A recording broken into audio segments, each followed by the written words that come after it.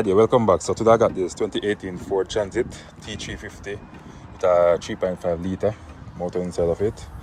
So for most of you out there that never see what the water pump look like, I just want to show you guys. So this is the original one right here that came off the vehicle. So you carry a plastic propeller right here. This is metal right here.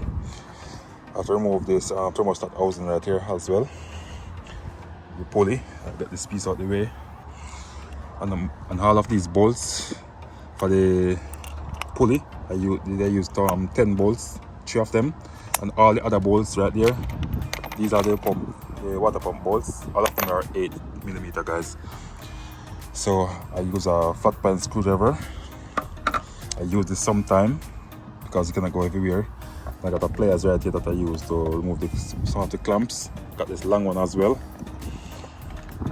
And I got this long extension that I weld piece of what they call it, inner tie rods on. This is right here, guys. I remove the throttle body. So if you want to see what it look like as well, this is it, guys. Throttle body.